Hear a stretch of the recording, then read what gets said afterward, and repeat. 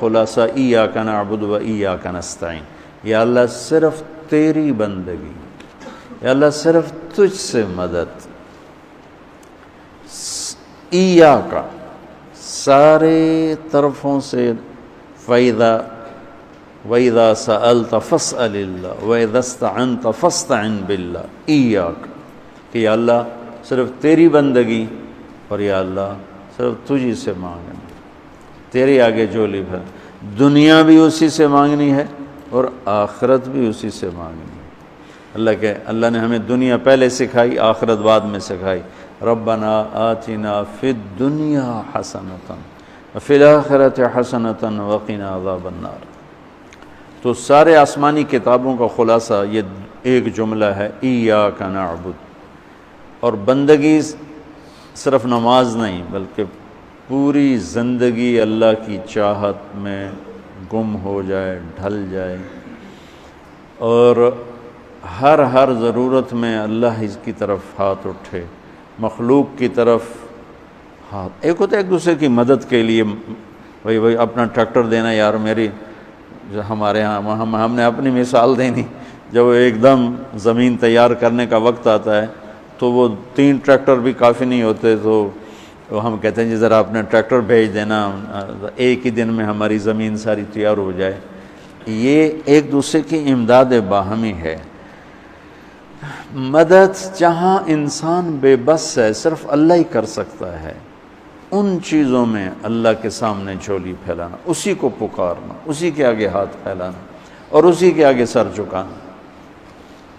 تو سورۃ فاتحہ کو مجھے کوئی یاد پڑتا ہے، ایک دفعہ میں کہیں پڑھا تھا کہ اللہ اپنی ذات کو اتنے خوبصورت انداز میں بیان کرتا ہے، الحمدللہ رب العالمین الرحمن الرحیم مالک یوم الدین۔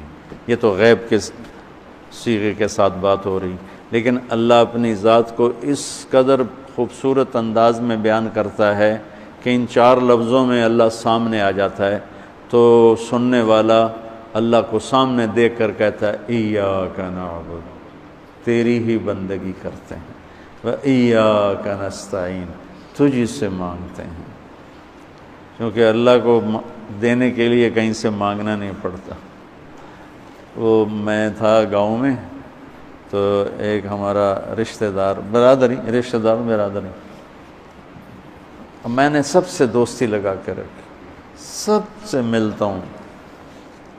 مجھے کہنے لگا طارق میاں بندہ تو بڑا چنگا ہے اور تو وابیاں نہ رل گئے کیا وابی کون ہوندے؟ کہ جڑے پیرانو نہیں مندے۔ ہے کہ پیرانو تو سارے مننے ہیں، اللہ دے ولیاں دا کوئی انکار ہے بھلا؟ ہاں یہ آنے ہے بھئی پیر پتر نہیں دے سکدا تو پیر دعا دے سکدا ہے، پتر تو اللہ دیندا کہ ایہ تا گل، ہر پیر صاحب دا کوٹا ہے اللہ کولوں اندے وچوں لے کے دے دیندا، سمجھو؟ ہر پیر صاحب کا کوٹا ہے، اس کوٹے میں سے اللہ سے لے کر دے دیتا ہے۔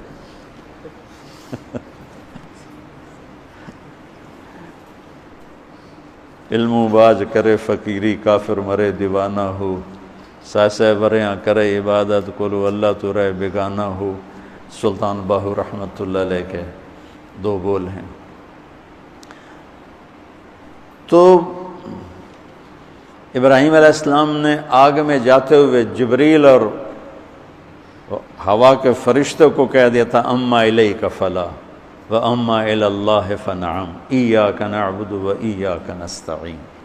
اللہ تعالیٰ نے اپنی ذات کو اس خوبصورت انداز میں پیش کیا کہ جیسے ہم اللہ کو دیکھ کر کہہ رہے ہیں ایاک نعبد و ایاک نستعین، یا اللہ صرف تیری بندگی کریں گے، یہ سر اور کہیں نہیں جھکے گا، اور یا اللہ صرف تجھ سے مانگیں گے اور کسی سے نہیں مانگیں گے۔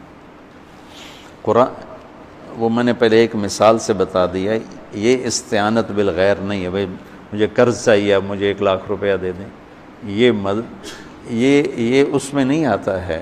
میرے نبی قرضہ اٹھاتے تھے، میرے نبی نے جنگ کے لیے تلوار اٹھائی، زرہ پہنی، اسباب کی دنیا ہے، اسباب کا اختیار کرنا اور چیز ہے۔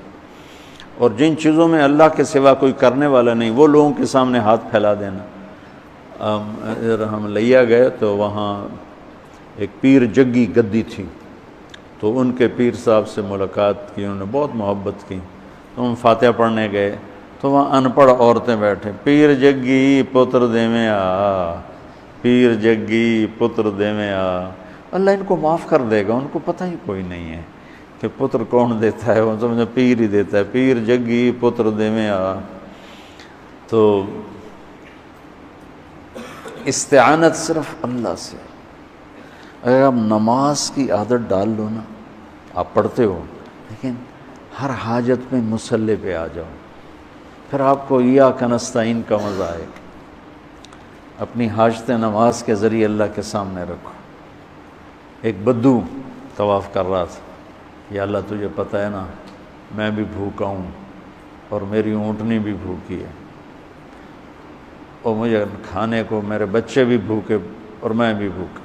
ایک آدمی ساتھ سن رہا تھا تو اس نے جلدی سے اپنے تھیلی نکالی درہموں کی، کہ میرے بھائی قبول فرما، کا پیچھے ہٹ، تو اس سے لینا ہوتا تو اس کے گھر میں آتا، جس کے گھر آیا ہوں اسی سے لینا، چل چل مجھے نہیں چاہیے۔ وہ طواف سے فارغ ہوا تو اعلان ہوا فلاں ابن و فلاں کہاں ہے، تو یہ خود تھے، کہا جی میں ہوں، کہا آپ کے چچا کا انتقال ہوا ہے تو انہوں نے اپنی ساری وراثت آپ کے نام کر دی ہے، چونکہ ان کی اولاد کوئی نہیں تھی۔ تو 1 منٹ میں اللہ تعالیٰ نے قبول فرمائی۔ ہشام بن عبد الملک اور سالم بن عبداللہ بن عمر بیت اللہ کا طواف فرما رہے تھے، تو ہشام نے کہا سالم کوئی ضرورت تو بتاؤ، تو وہ کہنے لگے اللہ کے گھر میں ہو کر میں اللہ کو نہ بتاؤں تمہیں بتاؤں، کتنے شرم کی بات۔ تو ہشام چپ ہو گیا۔ ہشام بادشاہ تھا بنو امیہ کا۔ تو جب دونوں باہر نکلے تو ہشام نے کہا اچھا اب تو بولیے، کوئی ضرورت بتائیں۔ تو سالم بن عبداللہ بن عمر، حضرت عمر کے پوتے، کہنے لگے کیا بتاؤں، دنیا کی یا آخرت کی؟ وہ کہنے لگا دنیا کی بتاؤ، آخرت کی میں کیا پوری کروں گا؟ تو وہ کہنے لگے دنیا تو کبھی اللہ سے نہیں مانگی، تجھ سے کیا مانگا؟ ما سألت من یملکھا فکیف من لا یملکھا، جو دنیا کا شہنشاہ ہے، دنیا تو اس سے کبھی نہیں مانگی، تم سے کیا مانگوں گا؟ تو میرے عزیزو، سارے قرآن کا خلاصہ یہ 2 لفظ ہیں، ایاک نعبد۔ امت اللہ کے سامنے سر جھکا دے، ہر حرام چھوڑ دے، ہر حلال پہ آ جائے۔ بندگی صرف نماز نہیں ہے، بازار کی بندگی کیا ہے؟ سچائی، ناپ تول کا پورا ہونا، وعدے کو وفا کرنا، کھوٹ ملاوٹ سے بچنا، یہ بازار کی عبادت ہے۔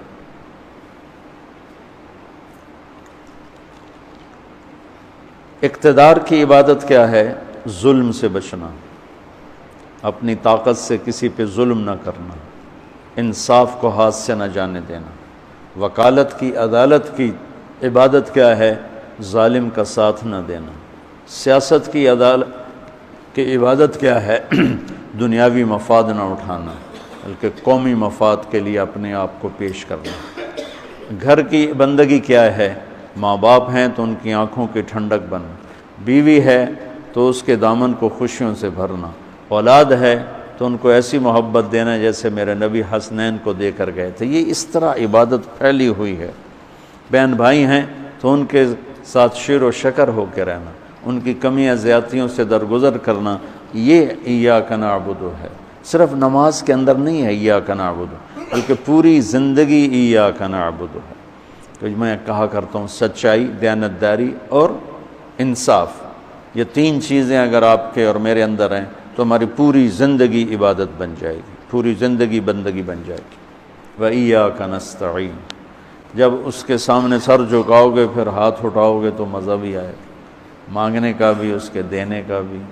اس کو کون سا کہیں سے لینا پڑتا ہے؟ جو وہ نباتہ بن یزید نخی رحمۃ اللہ علیہ تابعین میں سے ہیں، اللہ کے راستے میں جا رہے تھے، گدھا مر گیا تو نیچے اتر کے 2 نفل پڑھ کے کہنے لگے یا اللہ تو بے نیاز ہے، تجھے تو کسی چیز کی ضرورت نہیں اور میں تو مسافر ہوں، مجھے اس کی ضرورت ہے، اسے زندہ کر۔ اور ایک چھڑی ماری، قم باذن اللہ، گدھا اچھل کے کھڑا ہو گیا۔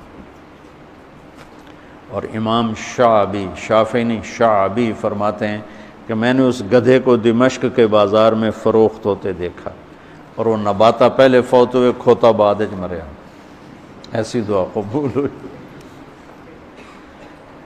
تو انشاءاللہ تھوڑا تھوڑا اس کو لاتے رہیں گے، آج بس اتنا ہی کافی ہے۔